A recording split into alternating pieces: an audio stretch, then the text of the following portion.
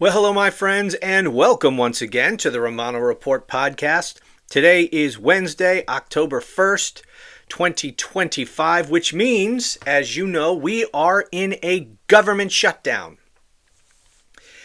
And, of course, that means the sky is falling, or at least that is what you would be led to believe by a lot of the media coverage out there, that this is like the worst thing ever. I hear the word unprecedented being used quite frequently to describe this situation. And I guess that's accurate, except for the fact that there's so much precedent for this. I mean, this is not unprecedented. This is not even all that unusual to find ourselves in a government shutdown. But that's what you would be led to believe, that the sky is falling, this is the worst thing ever, and this is completely without precedent.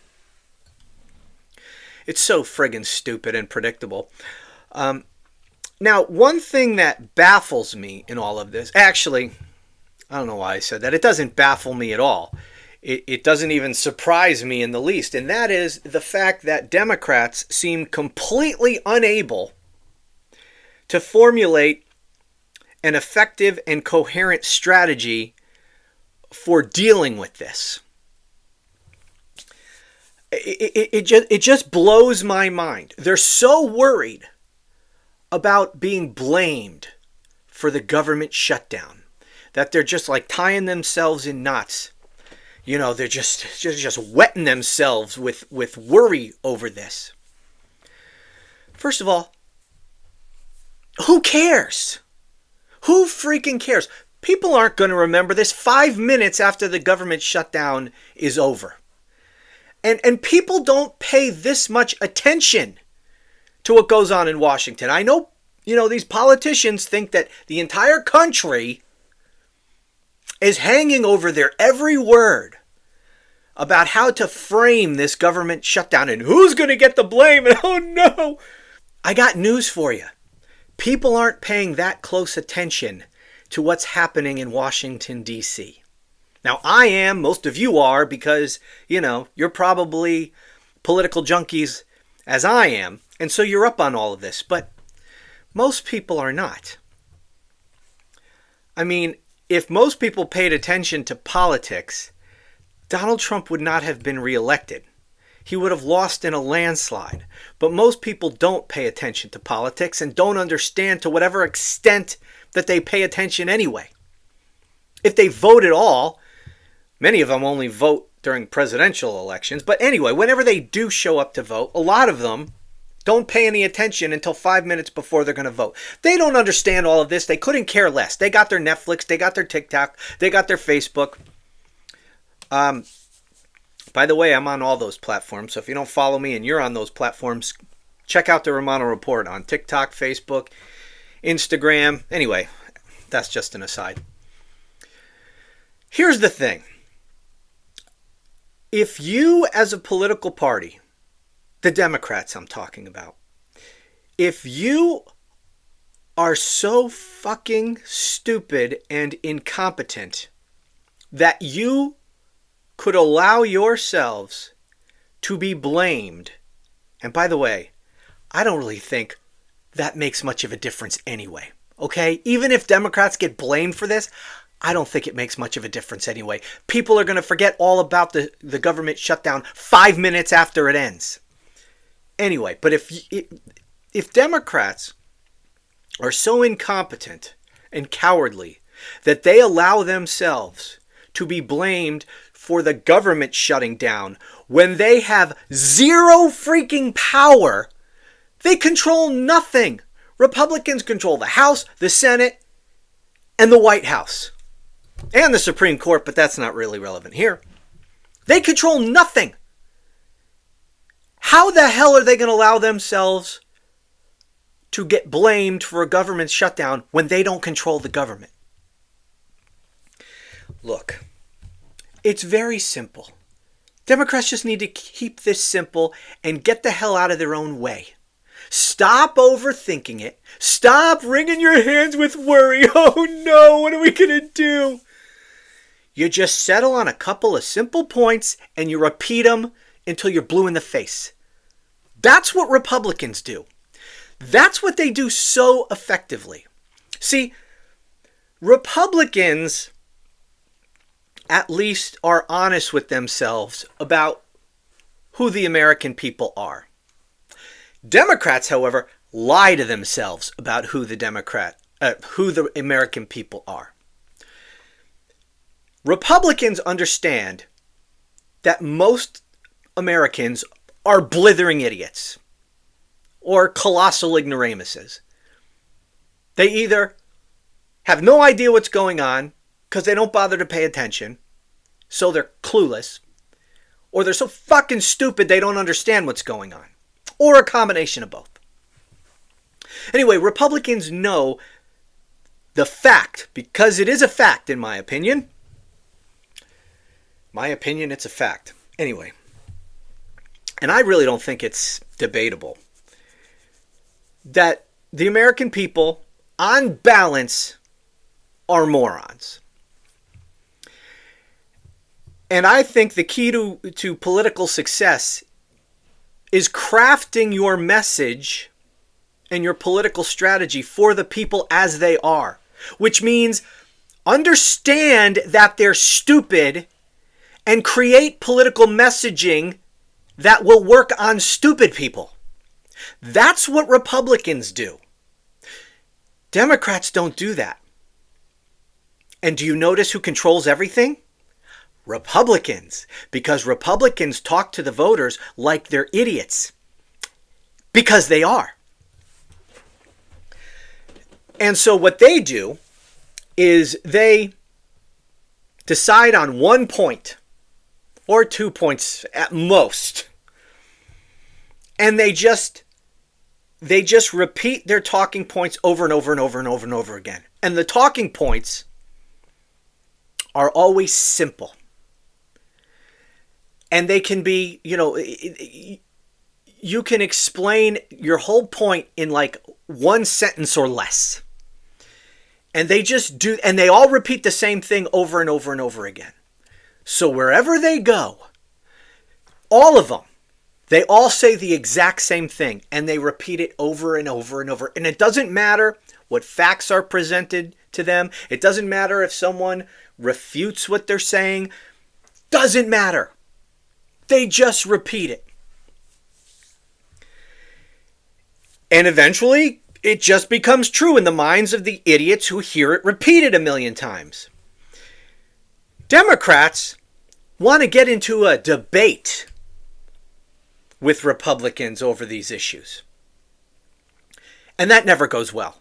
The American people are far too stupid to follow a debate and understand the points that are being made. That doesn't work.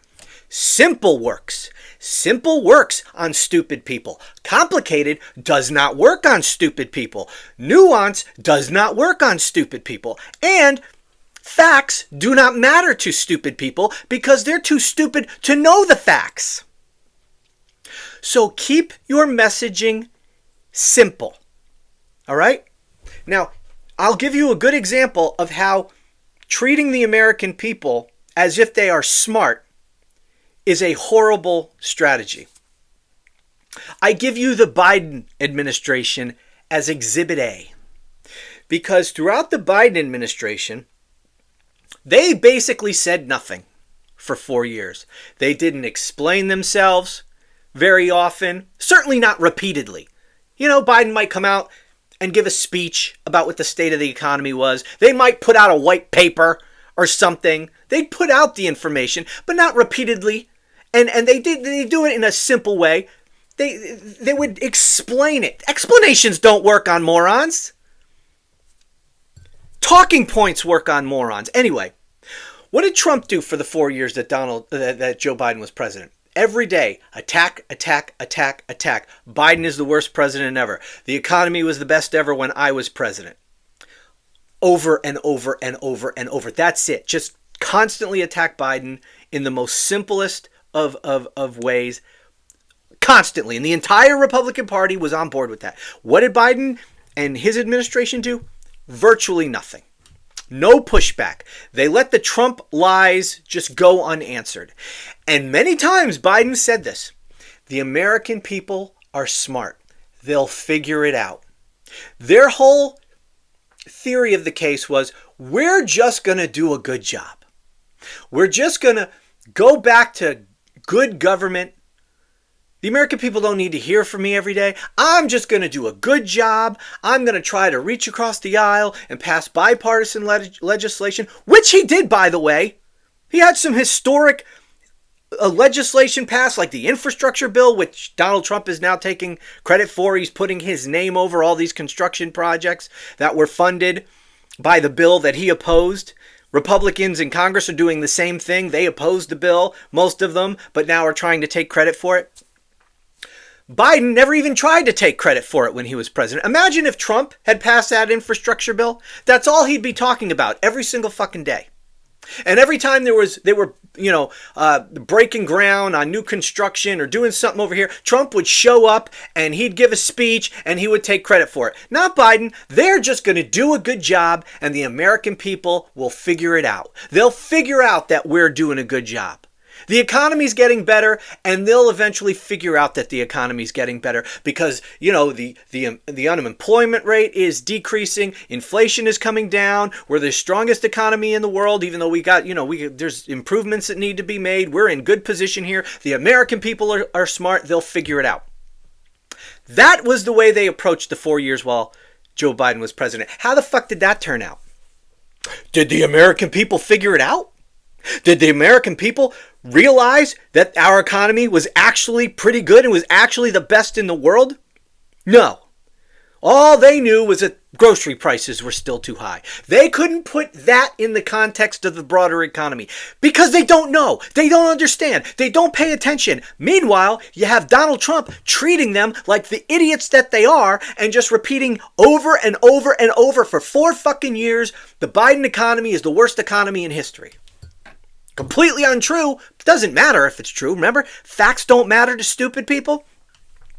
And look how it turned out. They elected a 34-time convicted felon, insurrectionist, adjudicated sexual abuser, fraudster, best buddies with Jeffrey Epstein. They elected that guy because they believed the lies that were told simply and repeatedly for 4 fucking years. Anyway, my point is, Could Democrats at least learn this lesson from the success that Republicans have had? I mean, they should be able to, but so far it doesn't appear like they're going to. They're going to keep on making the same mistakes they've always been making. They're making arguments. They're trying to explain. That doesn't work. If you're explaining, you're losing. They need to go on the attack. And it's so damn easy. Republicans control everything in Washington. This should not be hard. And here's a simple little fact that they should repeat over and over and over again. As to who is to blame for the government shutdown, well, let's see. There was no government shutdown when Joe Biden was president. The last government shutdown was when Donald Trump was president. That's all I have to say. The reason for the shutdown is Donald Trump. Donald Trump is to blame. It's his shutdown. This is the Trump shutdown. Donald Trump always shuts down the government. He did it last time. He's doing it now. He hadn't even been in office for a year, and already he's shutting down the government. I don't understand this. I don't understand. And Republicans are trying to say that Democrats are shutting down the government to give illegal aliens free health care or whatever bullshit. You should just completely ignore that. Don't get into an argument about whether or not it's true. The fact that you're even engaging in that argument means that you're losing it. Don't take the bait. Simple facts. Republicans control everything. Republicans could keep the government open if they want to. They don't want to. This is the Trump Republican government shutdown. I don't understand these people. And here's how pathetic they are. Take a look at this. Because what's his face? Chucky Schumer and Hakeem Jeffries, two of the weakest, most incompetent leaders of my lifetime in Congress. They were begging Donald Trump for a meeting. to avert, a government shutdown. Why? Do you think you're going to negotiate with Donald Trump in good faith? What fucking year is this? Have they learned nothing? Anyway, they finally get this meeting. They go over to the White House. They go over onto his turf. He controls the optics. He controls everything. He can control where they sit. He can adjust the height of their seats if they want, if he wants to. He could play all kinds of games to fuck with them. Meanwhile, it's all just politics for him. This is not a serious negotiation. Anyway, so these two schmucks go over to the White House, and here is one of the pictures that Trump released from that meeting. Take a look at this. There you go. There you have Hakeem Jeffries. I don't know who that guy is, that he's leaning towards there. But Chucky Schumer is also... Let me see if I can find another picture. There you go. There's Chucky. And there's John Thune and MAGA Mike Johnson. The important part here is Trump has Trump 2028 hats on his desk. That's not a mistake. Okay, they are there for a reason. And they are positioned exactly where they want them to be positioned. And whoever's taking this picture was told to take a picture of Hakeem Jeffries. And I'm sure there's other, the same kind of pictures from behind Chucky Schumer and everything. But make sure you frame the Trump 2028 hat in front of Hakeem Jeffries and Chucky Schumer. And I'm going to be pointing and I'm going to be laughing at them. Because these are the pictures that I want to post all over social media. Now, I think it's stupid in the extreme to even go take a meeting with this guy. But if you're going to go and you're going to walk into the Oval Office and you see that Donald Trump has Trump 2028 hats on his desk, and there's a photographer there, you turn around and you walk out of the room. I'm sorry, Mr. President. We thought we were going to have a serious conversation with you.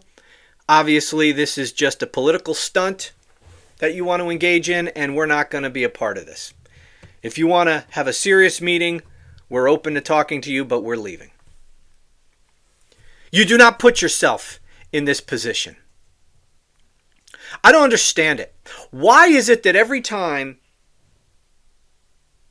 there are meetings or whatever between leaders in Congress and the president, they always have to go to the president? The president does not outrank them. They don't report to the president. They're not subordinate to the president. They are a co-equal branch of government. And they are the legislative branch. And the thing that they're discussing is legislation. This is their thing. Why do you cede all this power, even if it's just optics?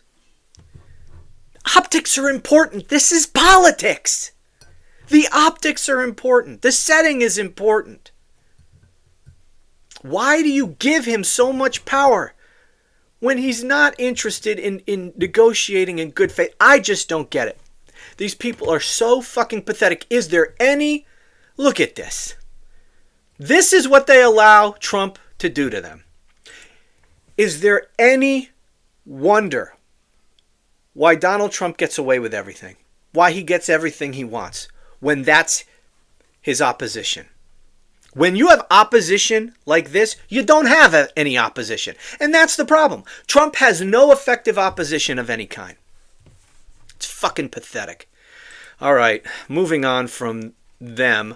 I want to play a clip of the Oregon police chief, the Portland, Oregon police chief, talking about Trump sending the military into Portland. And listen to what he says here. So I apologize, I don't know his name. No, I don't know his name. Doesn't really matter. Anyways, here is what he said. Is there a myth or a misconception since this news broke that you're like, oh, I just wish people understood this? Yeah, I mean, the fact of the matter is, and it's been highlighted so many times so well, but I just want to emphasize this is one city block. City of Portland's about 145 square miles. This is one city block. And even the events that are happening down there do not rise to the level of attention that they are receiving. We are seeing this true for our society in whole. I'm not going to try and editorialize too much, but these, 30-second, 20-second, 15-second clips that are brought in from months ago or maybe even years ago. We've seen Portland portrayed through the events of the lens of 20 and 21.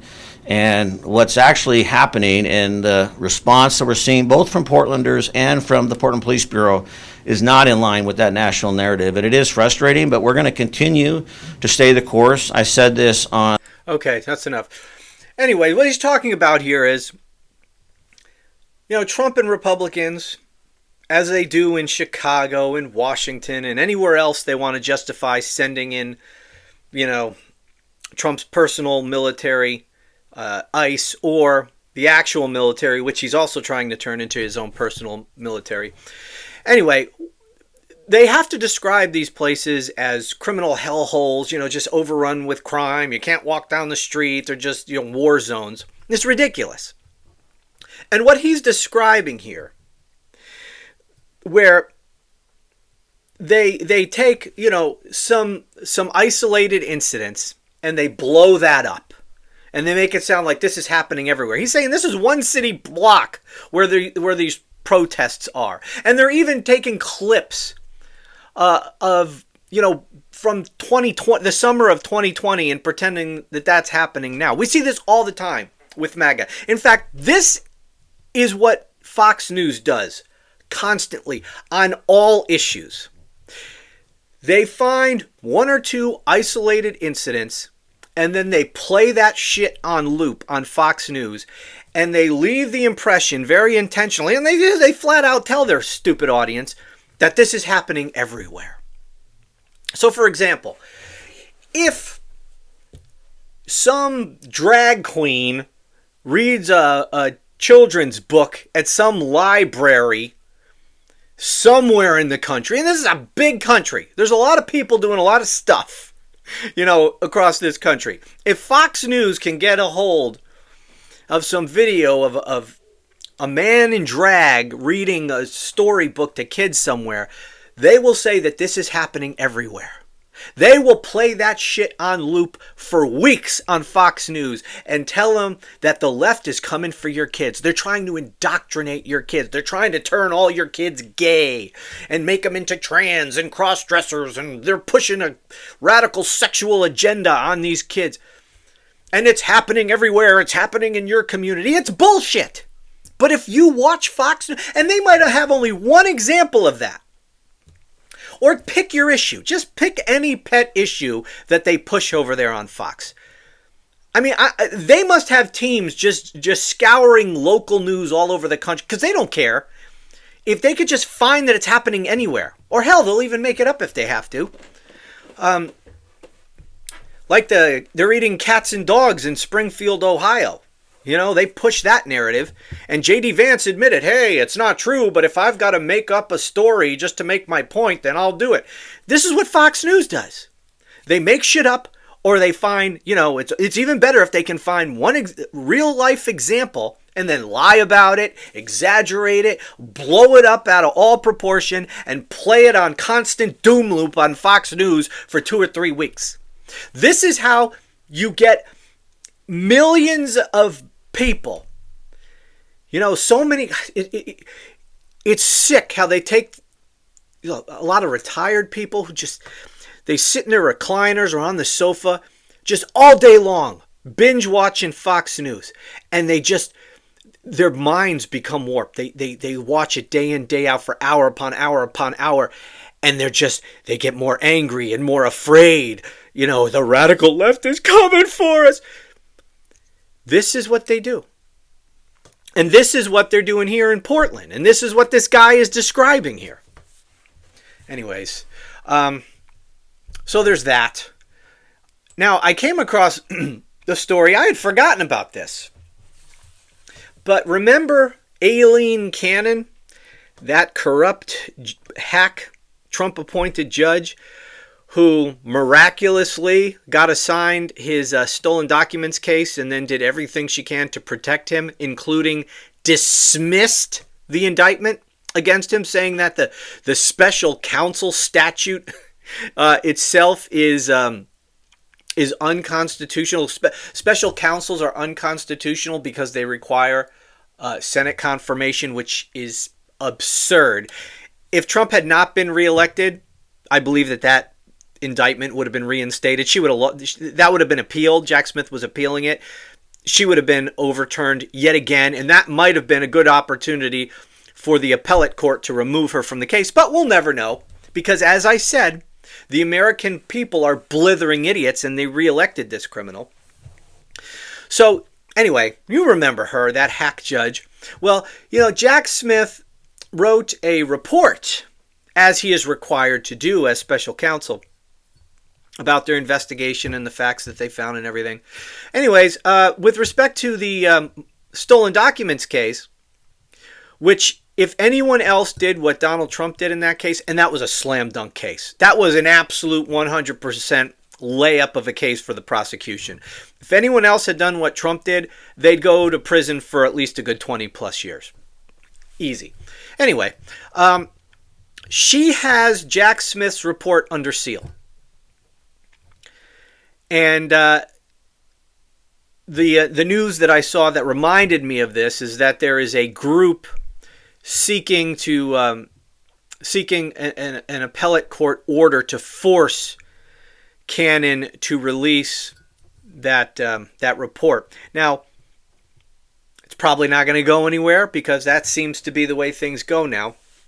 Of course, the appellate court here has slapped her down many, many times, so who knows? Maybe they will order its release, but what will she do? Because Donald Trump doesn't want it released. And I think it's very clear she wants a seat on the Supreme Court.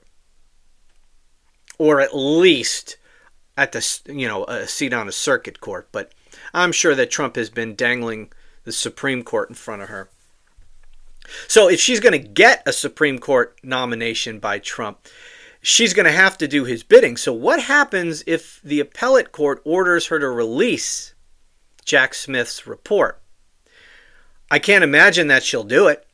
She'll probably either defy the court, and there's nothing they can do about it. They can't remove her. Only Congress can impeach and remove her, which they're not going to do. Or maybe she'll just come up with some other bullshit legal justification for keeping it all secret. Anyway, I had forgotten all about that report. So much shit goes on a daily basis. It's so easy to lose track of these things. Anyway, I'm going to leave you with this as everything goes to hell in this country.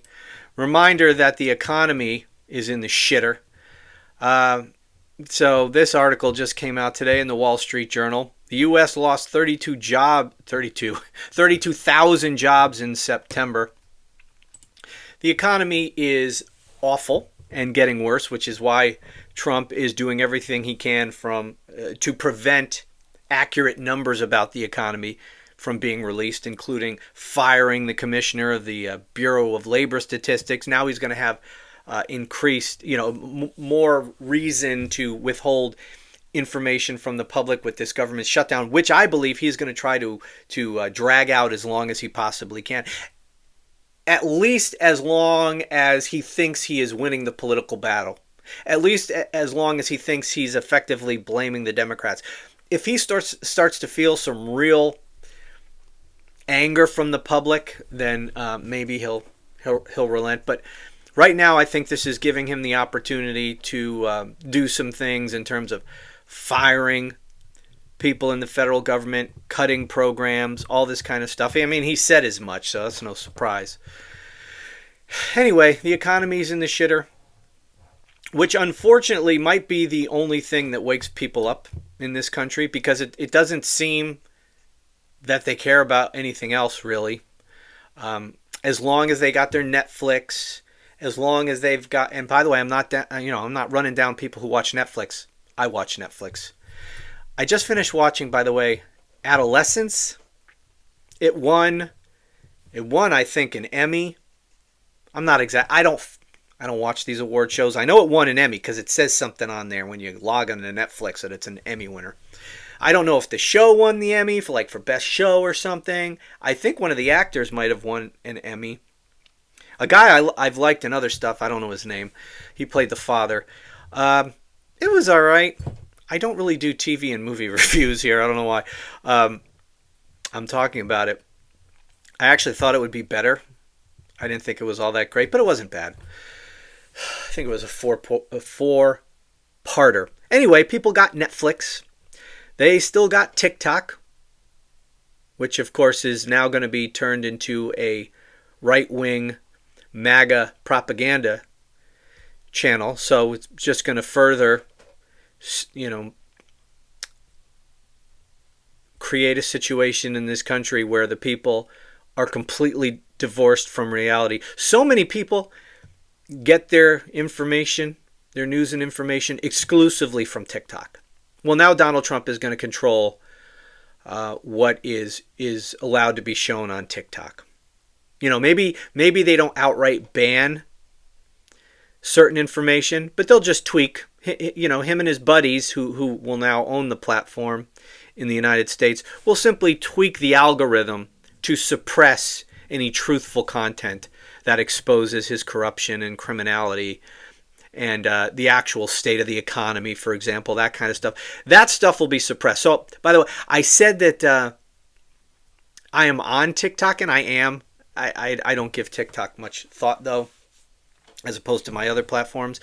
But, I've already been throttled big time on TikTok. I'm sure that's only going to continue. Maybe I'll get around to eventually deleting my account over there. I mean, if it does, if TikTok turns into what I expect it to turn into, I'll probably just delete my account at some point. But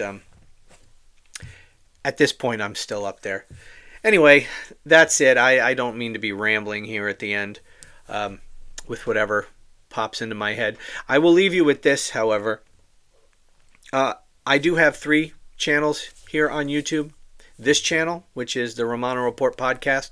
Then there is the main channel, the Romano Report. I also have a channel simply called Romano. Now you need to be subscribed to all 3 if you don't want to miss any of my content. And if you don't watch all 3, you definitely will be missing a lot of content. There's a lot of reasons. Oh, what the hell? I'll explain this. There's a lot of reasons why I have a couple of channels. I'll give you just a couple. First of all, I don't trust social media platforms, and YouTube is a social media platform. I have no ownership interest in my channel. If they decide to pull the plug on my channel for whatever reason, I'm just screwed. I can't effectively sue Google and YouTube. I would have no cause of action. They'd laugh me out of court. I'm not Donald Trump, who, by the way, just sued, Google and YouTube, and of course they did what all these other corporations who get sued by Donald Trump do. They settled with him and paid him off, I think like $27 million or something, when they didn't have to. And that lawsuit stemmed from the fact that YouTube kicked him off the platform after the insurrection. He sued over that. And they settled with him, pay him off. He had no legal case. You or I, we would have no recourse. And so that's one of the reasons I don't trust social media. I have no reason to believe that YouTube's going to do anything to my channel. I haven't gotten any strikes or anything. But that having been said, I don't want all my eggs in one basket. I'm just that way. And so I want to spread the risk around a little bit. So that's one of the reasons. Not to belabor the point. That's one of the reasons. Another important reason is YouTube doesn't like it when you post too many videos a day. And there's so much shit going on in this country and in this world. Sometimes I need to post many videos in a day. And I found that when I post more than a couple times a day on any given channel, that my views get throttled. YouTube doesn't push my stuff out. And it seems to hurt my channel.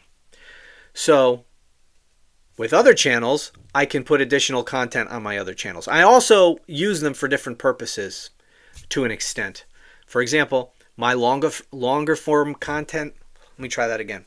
My longer form content, like this video, I put on the podcast channel. That's where I'll put the longer videos.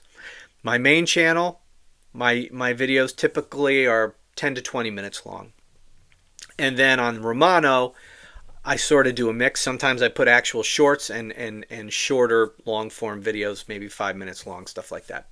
So anyway, because I get a lot of questions about that. Do you have more than one channel? And why do you have more than one channel? Well, those are a few of the reasons why. So anyway, that's it for now. As always, I thank you for watching, and I'll talk to you again soon.